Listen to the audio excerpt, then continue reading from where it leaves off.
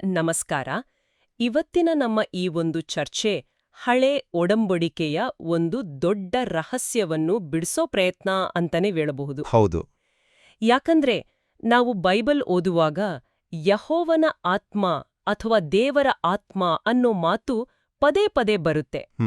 ಸಂಸೋನನ ಮೇಲೆ ಬರುತ್ತೆ, ಪ್ರವಾದಿಗಳ ಮೂಲಕ ಮಾತಾಡುತ್ತೆ, ಸೃಷ್ಟಿಯ ಆರಂಭದಲ್ಲೇ ಇರುತ್ತೆ. ಸೊ ಹಾಗಾದ್ರೆ ಯಾರು ಇದು? ಇದರ ನಿಜವಾದ ಸ್ವರೂಪ ಏನು? ಇದು ದೇವರ ತ್ರಿತ್ವದಲ್ಲಿ ಬರುವ ಪವಿತ್ರಾತ್ಮನೇನಾ? ಅಥವಾ ದೇವರ ಆಜ್ಞೆಯಂತೆ ಕೆಲಸ ಮಾಡುವ ಬೇರೆ ಯಾರಾದ್ರೂನಾ? ಎಕ್ಸಾಕ್ಟ್ಲಿ. ನಮ್ಮ ಆಕಾರಗಳು ಹೇಳೋ ಪ್ರಕಾರ ಉತ್ತರ ಅಷ್ಟು ಸರಳ ಇಲ್ಲ. ಬನ್ನಿ, ಈ ಕುತೂಹಲಕಾರಿ ವಿಷಯದ ಆಳಕ್ಕೆ ಇಳಿದು ನೋಡೋಣ. ಖಂಡಿತ. ಆದ್ರೆ ಈ ಚರ್ಚೆ ಶುರು ಮಾಡೋಕ್ ಮುಂಚೆ ನಾವು ಒಂದು ಮೂಲಭೂತ ಸತ್ಯವನ್ನ ಮನಸ್ಸಲ್ಲಿ ಇಟ್ಕೋಬೇಕು. ಓಕೆ, ಅದೇನು? ಅದು ದೇವರ ಸರ್ವವ್ಯಾಪಿತ್ವ. ಅಂದ್ರೆ ದೇವರು ಎಲ್ಲಾ ಕಡೆ ಎಲ್ಲಾ ಕಾಲದಲ್ಲೂ ಇದ್ದಾನೆ. ಯೆರೆಮೀಯ ಪುಸ್ತಕದಲ್ಲಿ ದೇವರೇ ಕೇಳ್ತಾರೆ, ನಾನು ಭೂಮಿ ಆಕಾಶಗಳಲ್ಲಿ ತುಂಬಿಕೊಂಡಿಲ್ಲವೋ ಅಂತ. ಹೌದು ಹೌದು. ಕೀರ್ತನೆ 139 ಕೂಡ ಇದನ್ನೇ ಹೇಳುತ್ತೆ ಅಲ್ವಾ? ನಿನ್ನ ಆತ್ಮಕ್ಕೆ ಮರೆಯಾಗಿ ಎಲ್ಲಿಗೆ ಹೋಗಲಿ, ನಾನು ಆಕಾಶಕ್ಕೇರಿ ಹೋದ್ರೂ ನೀನು ಅಲ್ಲಿದ್ದೀಯಂತ. ಅದೇ, ದೇವರು ಸರ್ವವ್ಯಾಪಿ ಅನ್ನೋ ಈ ಅಡಿಪಾಯದ ಮೇಲೆ ನಾವು ಈ ಚರ್ಚೆಯನ್ನ ಶುರು ಮಾಡಬೇಕು. ಆತನ ಆತ್ಮ ಅಥವಾ ಆತನ ಶಕ್ತಿ ಎಲ್ಲೆಡೆ ಇರಲು ಸಾಧ್ಯ. ಸರಿ, ಈಗ ಪ್ರಶ್ನೆ ಇರೋದು, ಹಳೆಯ ಒಡಂಬಡಿಕೆಯ ಕಾಲದಲ್ಲಿ ಆ ಶಕ್ತಿ ಹೇಗೆ ಮತ್ತು ಯಾರ ಮೂಲಕ ವ್ಯಕ್ತವಾಗ್ತಿತ್ತು ಅನ್ನೋದು. ಹಾಗಾದ್ರೆ ಒಂದ್ ಕೆಲ್ಸ ಮಾಡೋಣ. ಹಳೆಯ ಒಡಂಬಡಿಕೆಯ ಗೊಂದಲ ಅರ್ಥ ಮಾಡ್ಕೊಳ್ಳೋಕೆ ಮೊದಲು ಹೊಸ ಒಡಂಬಡಿಕೆಯಲ್ಲಿ ಪವಿತ್ರಾತ್ಮನ ಪಾತ್ರ ಎಷ್ಟು ಸ್ಪಷ್ಟವಾಗಿದೆ ಅಂತ ನೋಡೋಣ. ಆಗ ನಮ್ಗೆ ಹೋಲಿಕೆ ಮಾಡೋಕೆ ಸುಲಭವಾಗತ್ತೆ. ಒಳ್ಳೆ ಯೋಚನೆ. ಹೊಸ ಒಡಂಬಡಿಕೆಯಲ್ಲಿ ಪವಿತ್ರಾತ್ಮನ ಕಾರ್ಯ ಬಹಳ ನಿರ್ದಿಷ್ಟವಾಗಿದೆ. ಯೇಸುಕ್ರಿಸ್ತನ ಶಿಲುಬೆಯ ಮರಣ ಮತ್ತು ಪುನರುತ್ಥಾನದ ನಂತರ ಪಾಪಕ್ಷಮೆ ಪಡೆದ ವಿಶ್ವಾಸಿಗಳ ಒಳಗೆ ಪವಿತ್ರಾತ್ಮ ಬಂದು ನೆಲೆಸ್ತಾನೆ. ಒಳಗೆ? ಹೌದು. ಇದನ್ನೇ ಇನ್ ಡ್ವೆಲ್ಲಿಂಗ್ ಅಂತ ಕರೆಯೋದು. ಪೌಲನು ಕೊರಿಂಥದವರಿಗೆ ಬರೆಯುವಾಗ ಸ್ಪಷ್ಟವಾಗಿ ಹೇಳ್ತಾನೆ, ನಿಮ್ಮ ದೇಹವು ಪವಿತ್ರಾತ್ಮನ ದೇವಾಲಯವಾಗಿದೆ ಅಂತ. ಓಕೆ, ಅಂದ್ರೆ ನಮ್ಮ ದೇಹವೇ ಆತನ ವಾಸಸ್ಥಾನ. ನಿಖರವಾಗಿ. ಇದು ಬಹಳ ಮುಖ್ಯವಾದ ಪಾಯಿಂಟ್. ಅಂದ್ರೆ ಹೊಸ ಒಡಂಬಡಿಕೆಯಲ್ಲಿ ವಿಶ್ವಾಸಿಗಳು ವಾಕಿಂಗ್ ಟೆಂಪಲ್ಸ್ ತರ. ಆದ್ರೆ ಹಳೆಯ ಒಡಂಬಡಿಕೆಯಲ್ಲಿ ಹೀಗಿರ್ಲಿಲ್ವಾ? ಖಂಡಿತ ಇಲ್ಲ. ಯೋಹಾನನ ಸುವಾರ್ತೆಯಲ್ಲಿ ಒಂದು ಮಾತು ಬರುತ್ತೆ, ಯೇಸು ಇನ್ನೂ ಮಹಿಮೆ ಹೊಂದಿರದ ಕಾರಣ ಪವಿತ್ರಾತ್ಮನು ಇನ್ನೂ ಕೊಡಲ್ಪಟ್ಟಿರಲಿಲ್ಲ ಅಂತ. ಇದರ ಅರ್ಥ, ಈ ರೀತಿ ಒಳಗೆ ವಾಸಿಸುವ ಅನುಭವ ಹಳೆ ಒಡಂಬಡಿಕೆಗಳ ವಿಶ್ವಾಸಿಗಳಿಗೆ ಇರಲಿಲ್ಲ. ಬದಲಿಗೆ ದೇವರಾತ್ಮ ಅವರ ಮೇಲೆ ಬರ್ತಿತ್ತು ಅಂತ. ಮೇಲೆ? ಹೌದು, ಮೇಲೆ. ಒಂದು ನಿರ್ದಿಷ್ಟ ಕೆಲಸಕ್ಕಾಗಿ ಒಂದು ನಿರ್ದಿಷ್ಟ ಸಮಯದವರೆಗೆ ಮಾತ್ರ. ಆಹಾ, ಅಂದ್ರೆ ಹಳೆಯ ಒಡಂಬಡಿಕೆಯಲ್ಲಿ ಅದೊಂದು ಟಾಸ್ಕ್ ಬೇಸ್ಡ್ ಪವರ್ ಅಪ್ ತರಹ. ಕೆಲಸ ಮುಗಿದ ಮೇಲೆ ಆ ಶಕ್ತಿ ವಾಪಸ್ ಹೋಗುತ್ತಿತ್ತು. ಹೌದು. ಹೊಸ ಒಡಂಬಡಿಕೆಯಲ್ಲಿ ಅದು ಪರ್ಮನೆಂಟ್ ಇನ್ಸ್ಟಲೇಷನ್ ತರಹ. ಈ ಮೇಲೆ ಬರುವುದು ಮತ್ತು ಒಳಗೆ ವಾಸಿಸುವುದು ಅನ್ನೋ ವ್ಯತ್ಯಾಸವೇ ನಮ್ಮ ಇವತ್ತಿನ ಚರ್ಚೆಯ ಕೇಂದ್ರಬಿಂದು. ಹೌದು. ಈ ವ್ಯತ್ಯಾಸವನ್ನೇ ಇಟ್ಕೊಂಡು ಈಗ ಮೊದಲ ವಾದವನ್ನ ನೋಡೋಣ. ಓಕೆ. ಅಂದ್ರೆ ಯೆಹೋವನ ಆತ್ಮ ಅಂದ್ರೆ ಸ್ವತಃ ಪವಿತ್ರಾತ್ಮನೇ ಅನ್ನೋ ವಾದ. ಇದಕ್ಕೆ ಪ್ರಬಲವಾದ ಸಾಕ್ಷಿಗಳಿವೆ. ಮೊದಲನೇದು ಪ್ರವಾದಿಗಳ ಅನುಭವ. ಸರಿ. ಪೇತ್ರನು ತನ್ನ ಪತ್ರದಲ್ಲಿ ಪ್ರವಾದಿಗಳು ಪವಿತ್ರಾತ್ಮನಿಂದ ಪ್ರೇರಿತರಾಗಿ ಮಾತನಾಡಿದ್ರು ಅಂತ ಸ್ಪಷ್ಟವಾಗಿ ಹೇಳ್ತಾನೆ. ಅಷ್ಟೇ ಅಲ್ಲ, ದಾವಿದನೇ ತನ್ನ ಕೊನೆಯ ಮಾತುಗಳಲ್ಲಿ ಯೆಹೋವನ ಆತ್ಮವು ನನ್ನ ಮೂಲಕ ಮಾತನಾಡಿತು ಅಂತ ಹೇಳ್ತಾನೆ. ಓ, ಇಲ್ಲಿ ನೇರವಾದ ಸಂಪರ್ಕ ಕಾಣಿಸುತ್ತೆ. ಪ್ರವಾದಿಗಳ ಮಾತುಗಳು ದೇವಾತ್ಮನಿಂದಲೇ ಬಂದವು ಅಂತ. ಹೌದು. ಇನ್ನು ಎರಡನೆಯ ಸಾಕ್ಷಿ ನ್ಯಾಯಸ್ಥಾಪಕರಿಗೆ ಸಿಕ್ಕಿದ ಶಕ್ತಿ. ಸಂಸೋನ. ಹೌದು, ಸಂಸೋನ. ಅವನು ಬರಿಗೈಯಲ್ಲಿ ಸಿಂಹವನ್ನು ಸೀಳಿದ್ದು, ಒಂದು ಕತ್ತೆಯ ದವಡೆಯಿಂದ ಸಾವಿರಾರು ಜನರನ್ನು ಸೋಲಿಸಿದ್ದು. ಆ ಅಸಾಮಾನ್ಯ ಶಕ್ತಿ ಯೆಹೋವನ ಆತ್ಮ ಅವನ ಮೇಲೆ ಬಂದಾಗ ಮಾತ್ರ ಸಿಕ್ಕಿದ್ದು. ಅದೇ ರೀತಿ ಗಿದ್ಯೋನ, ಒತ್ನಿಯೇಲ ಇವರೆಲ್ಲರಿಗೂ ಸಿಕ್ಕಿದ ದೈವಿಕ ಶಕ್ತಿಯ ಮೂಲ ಇದೇ ಯೆಹೋವನ ಆತ್ಮ. ಓಕೆ, ಪ್ರವಾದಿಗಳು ಮತ್ತು ನ್ಯಾಯಸ್ಥಾಪಕರ ಉದಾಹರಣೆಗಳು ಇದು ಪವಿತ್ರಾತ್ಮನೇ ಇರಬೇಕು ಅನ್ನೋದಕ್ಕೆ ಬಲವಾದ ಸಾಕ್ಷಿ ಕೊಡುತ್ತೆ. ಇಲ್ಲಿವರೆಗೆ ಕೇಳಿದ್ರೆ ಕೇಸ್ ಕ್ಲೋಸ್ ಆದ ಹಾಗೆ ಅನ್ಸುತ್ತೆ. ಆದ್ರೆ ಕೆಲವು ಕಡೆ ಈ ವಾದ ಸ್ವಲ್ಪ ಗೊಂದಲ ಸೃಷ್ಟಿ ಮಾಡುತ್ತೆ ಅಲ್ವಾ? ಖಂಡಿತ. ಇಲ್ಲಿಯೇ ಕಥೆಗೆ ಒಂದು ದೊಡ್ಡ ತಿರುವು ಸಿಗೋದು. ಓಕೆ. ಅದು ಬಾಲಾಮನ ಪ್ರಕರಣ. ಇದು ನಮ್ಮ ಚರ್ಚೆಯ ಎರಡನೇ ದೃಷ್ಟಿಕೋನಕ್ಕೆ, ಅಂದ್ರೆ ಯೆಹೋವನ ಆತ್ಮ ಅಂದ್ರೆ ದೇವರ ದೂತರು ಇರಬಹುದೇನೋ ಅನ್ನೋ ವಾದಕ್ಕೆ ಬಾಗಿಲು ತೆರೆಯುತ್ತೆ. ಒಂದು ನಿಮಿಷ. ಬಾಲಾಮ ಅಂದ್ರೆ ಹಣದಾಸೆಗಾಗಿ ದೇವರ ಮಕ್ಕಳಾದ ಇಸ್ರಾಯೇಲಿಯರನ್ನೇ ಶಪಿಸಲು ಹೊರಟಿದ್ದ ಪ್ರವಾದಿ ಅವನಾ? ಅದೇ, ಅಂಥ ಒಬ್ಬ ಭ್ರಷ್ಟ ವ್ಯಕ್ತಿಯ ಮೇಲೆ ದೇವರ ಆತ್ಮ ಬರ್ತದೆ ಅಂತ ಸಂಖ್ಯಾಕಾಂಡದಲ್ಲಿ ಬರ್ದಿದೆ. ಇದು ಹೇಗೆ ಸಾಧ್ಯ? ಪವಿತ್ರಾತ್ಮ ಅಂದ್ರೆ ಸತ್ಯದ ಆತ್ಮ, ಪರಿಶುದ್ಧ ಆತ್ಮ ಅಲ್ವಾ? ಆತನೊಬ್ಬ ಭ್ರಷ್ಟನ ಮೇಲೆ ಬಂದು ಕೆಲ್ಸ ಮಾಡ್ತಾನಾ? ಇದು ದೇವರ ಸ್ವಭಾವಕ್ಕೆ ವಿರುದ್ಧ ಅಲ್ವಾ? ಅತ್ಯುತ್ತಮವಾದ ಪ್ರಶ್ನೆ. ಇದೇ ಪ್ರಶ್ನೆಯೇ ಎರಡನೇ ವಾದದ ಮೂಲ. ಪವಿತ್ರಾತ್ಮನು ನೇರವಾಗಿ ಒಬ್ಬ ಪಾಪಿಯ ಮೇಲೆ, ಅದರಲ್ಲೂ ದೇವರ ಜನರಿಗೆ ಕೆಟ್ಟದ್ದು ಬಯಸೋನ ಮೇಲೆ ಬರುವುದು ಅಸಂಭವನೀಯ ಅಂತ ಈ ವಾದ ಹೇಳುತ್ತೆ. ಹಾಗಾದ್ರೆ ಅಲ್ಲಿ ಆಗಿದ್ದೇನು? ಆಕರಗಳು ಕೊಡುವ ವಿವರಣೆ ಈಗಿದೆ. ದೇವರು ಇಸ್ರೇಲನ್ನು ಆಶೀರ್ವದಿಸಲು ನಿರ್ಧರಿಸಿದ್ದ. ಬಾಲಾಮ ಅವರನ್ನು ಶಪಿಸುವುದನ್ನ ತಡಿಬೇಕಿತ್ತು. ಸರಿ. ಅದಕ್ಕಾಗಿ ದೇವರು ತನ್ನ ಆಜ್ಞೆಯ ಮೇರೆಗೆ ಒಬ್ಬ ಶಕ್ತಿಶಾಲಿ ದೇವದೂತನನ್ನು ಕಳುಹಿಸಿ ಬಾಲಾಮನನ್ನು ಸಂಪೂರ್ಣವಾಗಿ ತನ್ನ ಕಂಟ್ರೋಲ್ಗೆ ತಗೊಂಡು ಅವನ ಬಾಯಿಂದ ಶಾಪದ ಬದಲು ಆಶೀರ್ವಾದ ಬರುವಂತೆ ಮಾಡಿದ. ಓ, ಅಂದ್ರೆ ಬಾಲಾಮನಿಗೆ ತನ್ನ ಮಾತಿನ ಮೇಲೆ ಹಿಡಿತವೇ ಇರ್ಲಿಲ್ಲ. ಅವನನ್ನು ಒಂದು ಮೌತ್ ಪೀಸ್ ತರಹ ಬಳಸ್ಕೊಳ್ಳಲಾಯಿತು. ಈ ಕೆಲಸವನ್ನು ಮಾಡಿದ್ದು ಒಬ್ಬ ದೇವದೂತ. ಆದ್ರೆ ಬೈಬಲ್ ಅದನ್ನ ದೇವರ ಆತ್ಮ ಅವನ ಮೇಲೆ ಬಂದಿತ್ತು ಅಂತ ದಾಖಲಿಸಿದೆ. ಹೌದು, ಯಾಕಂದ್ರೆ ಆ ದೇವದೂತ ದೇವರ ಅಧಿಕಾರದಲ್ಲಿ ದೇವರ ಶಕ್ತಿಯಿಂದ ಆ ಕೆಲಸ ಮಾಡ್ತಿದ್ದ.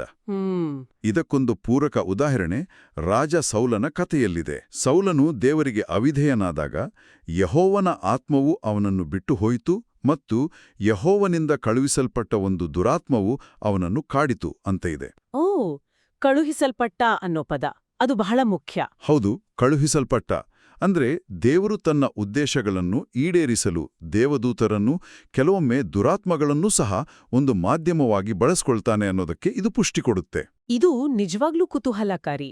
ಹಾಗಾದ್ರೆ ಯೆಹೋವನ ಆತ್ಮ ಅನ್ನೋದು ಒಂದು ಕಾರ್ಯ ಅಥವಾ ಹುದ್ದೆ ತರಹನ? ಅಂದ್ರೆ ಯಾರು ಆ ದೇವರ ಆಜ್ಞೆಯ ಕಾರ್ಯವನ್ನು ಮಾಡ್ತಾರೋ ಅವರನ್ನ ಆ ಹೆಸರಿನಿಂದ ಕರೆಯಲಾಗ್ತಿತ್ತ?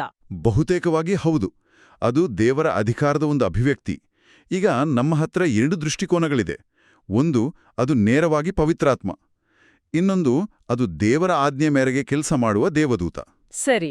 ಈ 2 ಸಾಧ್ಯತೆಗಳನ್ನ ಇಟ್ಕೊಂಡು ನಾವು ಕೆಲವು ಪ್ರಮುಖ ಘಟನೆಗಳನ್ನ ನೋಡಿದ್ರೆ ವಿಷಯ ಇನ್ನಷ್ಟು ಸ್ಪಷ್ಟವಾಗ್ಬೋದು. ಓಕೆ, ಹಾಗಾದ್ರೆ ಸೃಷ್ಟಿಯ ಆರಂಭಕ್ಕೆ ಹೋಗೋಣ. ಆದಿಕಾಂಡ 1:2 ದೇವರ ಆತ್ಮವು ಜಲರಾಶಿಯ ಮೇಲೆ ಸುಳಿದಾಡುತ್ತಿತ್ತು ಅಂತ ಹೇಳುತ್ತೆ. ಇಲ್ಲಿ ಈ 2 ದೃಷ್ಟಿಕೋನಗಳನ್ನ ಹೇಗೆ ನೋಡಬಹುದು? ಮೊದಲ ದೃಷ್ಟಿಕೋನದ ಪ್ರಕಾರ ಇದು ತುಂಬಾನೇ ಸರಳ. ತ್ರಿತ್ವದ 3ನೇ ವ್ಯಕ್ತಿಯಾದ ಪವಿತ್ರಾತ್ಮ ಸೃಷ್ಟಿಯ ಆರಂಭದ ಆ ಅವ್ಯವಸ್ಥಿತ ಸ್ಥಿತಿಯ ಮೇಲೆ ತನ್ನ ನಿಯಂತ್ರಣವನ್ನ ಸ್ಥಾಪಿಸುತ್ತಿದ್ದ. ಭೂಮಿಗೆ ಒಂದು ರೂಪ ಕೊಡಲು ವೇದಿಕೆ ಸಿದ್ಧಪಡಿಸುತ್ತಿದ್ದ. ಓಕೆ, ಇದು ದೇವರ ನೇರವಾದ ಭಾಗವಹಿಸುವಿಕೆಯನ್ನ ತೋರಿಸುತ್ತೆ. ಇನ್ನೊಂದು ದೃಷ್ಟಿಕೋನ, ದೇವದೂತರ ಕಾರ್ಯ ಅನ್ನೋ ದೃಷ್ಟಿಕೋನ ಏನ್ ಹೇಳುತ್ತೆ? 2ನೇ ದೃಷ್ಟಿಕೋನ ಆ ಜಲರಾಶಿಯನ್ನ ಬೇರೆ ರೀತಿ ನೋಡುತ್ತೆ. ಅದು ಕೇವಲ ನೀರಲ್ಲ, ಬದಲಿಗೆ ಲೂಸಿಫರ್ ಮತ್ತು ಅವನ ದಂಗೆಕೋರ ದೂತರನ್ನ ಬಂಧಿಸಿಟ್ಟಿದ್ದ ಒಂದು ಕತ್ತಲೆ ಸೆರೆಮನೆ ಅಂತ ವ್ಯಾಖ್ಯಾನಿಸುತ್ತೆ. ಓ, ಈ ವಾದದ ಪ್ರಕಾರ ದೇವರ ಆತ್ಮವು ಸುಳಿದಾಡುತ್ತಿತ್ತು ಅಂದ್ರೆ ದೇವರು ಕಳುಹಿಸಿದ್ದ ಶಕ್ತಿಶಾಲಿ ದೇವದೂತರು ಆ ಕತ್ತಲೆಯ ಮೇಲೆ ಕಾವಲು ಕಾಯ್ತಿದ್ರು. ಅಲ್ಲಿಂದ ಯಾವ ದುಷ್ಟಶಕ್ತಿಯೂ ಹೊರಬರದಂತೆ ನೋಡ್ಕೊಳ್ತಿದ್ರು. ವಾ, ಒಂದೇ ವಾಕ್ಯಕ್ಕೆ ಎಷ್ಟು ವಿಭಿನ್ನವಾದ ವ್ಯಾಖ್ಯಾನಗಳು! ಇದೇ ರೀತಿ ಪ್ರವಾದಿ ಯೆಹೆಜ್ಕೇಲನ ಅನುಭವದಲ್ಲೂ ಇದೇ ತರಹ ದ್ವಂದ್ವ ಇದೆ ಅಲ್ವಾ? ಹೌದು. ಯೆಹೋವನ ಆತ್ಮವು ನನ್ನನ್ನು ಎತ್ತಿಕೊಂಡು ಹೋಯಿತು ಅಂತ ಆತ ಹಲವು ಕಡೆ ಹೇಳ್ತಾನೆ. ಅದು ಕೇಳಕ್ಕೆ ಒಂದು ಸೈನ್ಸ್ ಫಿಕ್ಷನ್ ಸಿನಿಮಾ ದೃಶ್ಯದ ತರಹ ಇದೆ. ಹೌದು. ಯೆಹೆಜ್ಕೇಲನ ಪ್ರಕರಣ ಬಹಳ ನಾಟಕೀಯ. ಇಲ್ಲೂ 2 ದೃಷ್ಟಿಕೋನಗಳಿಗೆ ಜಾಗವಿದೆ. ಮೊದಲ ವಾದದ ಪ್ರಕಾರ ಪವಿತ್ರಾತ್ಮನು ತನ್ನ ದೈವಿಕ ಶಕ್ತಿಯಿಂದ ಯೆಹೆಜ್ಕೇಲನನ್ನ ಭೌತಿಕವಾಗಿ ಎತ್ತಿ ಒಂದು ಸ್ಥಳದಿಂದ ಇನ್ನೊಂದು ಸ್ಥಳಕ್ಕೆ ಸಾಗಿಸಿದ. ಇದು ದೇವರ ಸರ್ವಶಕ್ತಿತತೆಗೆ ನೇರವಾದ ಸಾಕ್ಷಿ. ಹೌದು. ಆದ್ರೆ ದೇವದೂತರ ವಾದದ ಪ್ರಕಾರ? ಆ ವಾದದ ಪ್ರಕಾರ ದೇವರ ಆಜ್ಞೆಯ ಮೇರೆಗೆ ಒಬ್ಬ ದೇವದೂತ ಬಂದು ಯೆಹೆಜ್ಕೇಲನನ್ನ ಎತ್ತುಕೊಂಡು ದೇವರು ತೋರಿಸಲು ಬಯಸಿದ್ದ ಸ್ಥಳಕ್ಕೆ ಕರೆದೊಯ್ದ.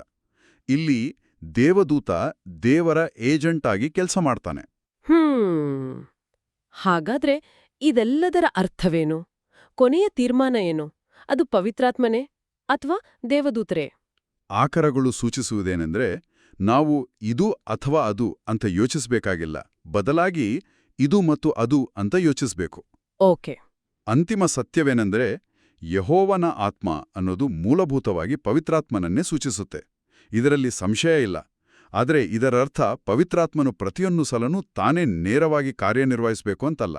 ಅಂದ್ರೆ ಕೆಲವು ಸಂದರ್ಭಗಳಲ್ಲಿ ಆತನು ತನ್ನ ಅಧಿಕಾರವನ್ನ ದೇವದೂತರಿಗೆ ವಹಿಸ್ಕೊಟ್ಟಿರಬಹುದು. ಖಂಡಿತ. ಒಬ್ಬ ಸೇನಾಧಿಪತಿಯನ್ನ ಕಲ್ಪಿಸ್ಕೊಳ್ಳಿ. ಆತ ತಾನೇ ಯುದ್ಧಭೂಮಿಯಲ್ಲಿ ಹೋರಾಡಬಹುದು, ಅಥವಾ ತನ್ನ ಸೈನ್ಯಕ್ಕೆ ಆಜ್ಞೆ ನೀಡಿ ಯುದ್ಧವನ್ನ ಗೆಲ್ಲಿಸಬಹುದು. ಎರಡೂ ಸಂದರ್ಭಗಳಲ್ಲೂ ಗೆಲುವು ಸೇನಾಧಿಪತಿಯದ್ದೇ ಅಲ್ವಾ? ಹಾಗೆಯೇ ಪ್ರವಾದನೆ, ಪವಿತ್ರತೆಯಂತಹ ವಿಷಯಗಳಲ್ಲಿ ಪವಿತ್ರಾತ್ಮ ನೇರವಾಗಿ ಕಾರ್ಯನಿರ್ವಹಿಸಿರಬಹುದು. ಆದರೆ ಬಾಲಾಮನನ್ನು ನಿಯಂತ್ರಿಸುವುದು, ಯೆಹೆಜ್ಕೇಲನನ್ನು ಸಾಗಿಸುವಂತಹ ನಿರ್ದಿಷ್ಟ ಕಾರ್ಯಗಳಿಗೆ ದೇವದೂತರನ್ನು ನಿಯೋಜಿಸಿರಬಹುದು. ಸೊ ದೇವದೂತರ ಮೂಲಕ ನಡೆದ ಕಾರ್ಯವು ಅಂತಿಮವಾಗಿ ದೇವರ ಆತ್ಮದ ಕಾರ್ಯವೇ ಆಗತ್ತೆ. ಖಂಡಿತ. ಯಾಕಂದ್ರೆ ಆ ದೇವದೂತರಿಗೆ ಅಸ್ತಿತ್ವ, ಶಕ್ತಿ ಮತ್ತು ಅಧಿಕಾರವನ್ನು ಕೊಡುವುದೇ ದೇವರು. ಬಹಳ ಸ್ಪಷ್ಟವಾದ ಮತ್ತು ಸಮತೋಲಿತವಾದ ತೀರ್ಮಾನ. ಹಾಗಾದ್ರೆ ಇಂದಿನ ಈ ಚರ್ಚೆಯಲ್ಲಿ ಹಳೆ ಒಡಂಬಡಿಕೆಯ ಯೆಹೋವನ ಆತ್ಮ ಎಂಬ ಸಂಕೀರ್ಣ ಪದದ ಹಿಂದಿರುವ ಸಾಧ್ಯತೆಗಳನ್ನು ನಾವು ನೋಡಿದ್ದೇವೆ. ಅದು ಕೆಲವು ಸಂದರ್ಭಗಳಲ್ಲಿ ಸ್ವತಃ ಪವಿತ್ರಾತ್ಮನ ನೇರ ಕಾರ್ಯವಾಗಿರಬಹುದು. ಇನ್ನು ಕೆಲವು ಸಂದರ್ಭಗಳಲ್ಲಿ ಆತನ ಆಜ್ಞೆಯ ಮೇರೆಗೆ ಕಾರ್ಯನಿರ್ವಹಿಸುವ ದೇವದೂತರ ಕೆಲಸವಾಗಿರಬಹುದು. ಆದರೆ ಎರಡರ ಮೂಲವೂ ದೇವರೇ. ಹೌದು. ಈ ಚರ್ಚೆ ಕೇಳುಗರಿಗೆ ಯೋಚಿಸಲು ಒಂದು ಅಂತಿಮ ಪ್ರಚೋದನಕಾರಿ ಆಲೋಚನೆಯನ್ನ ನೀಡುತ್ತೆ. ಓಕೆ. ಆಕರಗಳಲ್ಲಿನ ಚಿಂತನೆಯನ್ನ ನಾವು ಇನ್ನಷ್ಟು ವಿಸ್ತರಿಸಿದ್ರೆ ಹೀಗೊಂದು ಪ್ರಶ್ನೆ ನಮ್ಮ ಮುಂದೆ ಬರುತ್ತೆ. ದೇವರು ಸರ್ವಶಕ್ತ. ಆತ ಎಲ್ಲವನ್ನೂ ತಾನೇ ಯಾರ ಸಹಾಯವೂ ಇಲ್ಲದೆ ಮಾಡಲು ಸಮರ್ಥನಾಗಿದ್ದಾನೆ. ಹೌದು. ಹಾಗಿದ್ರೂ ಆತನು ದೇವದೂತರಂತಹ ತನ್ನ ಸೃಷ್ಟಿಗಳನ್ನ ತನ್ನ ಮಹಾನ್ ಕಾರ್ಯಗಳಲ್ಲಿ, ತನ್ನ ದೈವಿಕ ಯೋಜನೆಗಳಲ್ಲಿ ಏಕೆ ಬಳಸ್ಕೊಳ್ತಾನೆ? ಆಸಕ್ತಿದಾಯಕ ಪ್ರಶ್ನೆ. ಬಹುಶಃ ಇದು ಕೇವಲ ಕೆಲಸವನ್ನು ಮುಗಿಸುವ ಪ್ರಶ್ನೆ ಅಲ್ಲ. ಬದಲಿಗೆ ದೇವರ ಉದ್ದೇಶಗಳನ್ನು ಪೂರೈಸುವಲ್ಲಿ ಇಡೀ ಸೃಷ್ಟಿಯ ಪಾತ್ರ ಮತ್ತು ಸಹಭಾಗಿತ್ವದ ಬಗ್ಗೆ ನಾವು ಇನ್ನಷ್ಟು ಆಳವಾಗಿ ಚಿಂತಿಸಲು ಇದೊಂದು ಅವಕಾಶ. ದೇವರು ತಾನು ಸೃಷ್ಟಿಸಿದ್ದನ್ನು ತನ್ನ ಕಥೆಯಲ್ಲಿ ಪಾಲುದಾರರನ್ನಾಗಿ ಮಾಡಿಕೊಳ್ಳಲು ಇಷ್ಟಪಡ್ತಾನೆ. ಅದು ದೇವದೂತರಾಗಿರ್ಲಿ ಅಥವಾ ನಮ್ಮಂತಹ ಮನುಷ್ಯರಾಗಿರ್ಲಿ. ಆತನ ದೊಡ್ಡ ಯೋಜನೆಯಲ್ಲಿ ನಮಗೂ ಒಂದು ಪಾತ್ರವಿದೆ ಅನ್ನೋದೇ ಒಂದು ಅದ್ಭುತವಾದ ವಿಷಯ.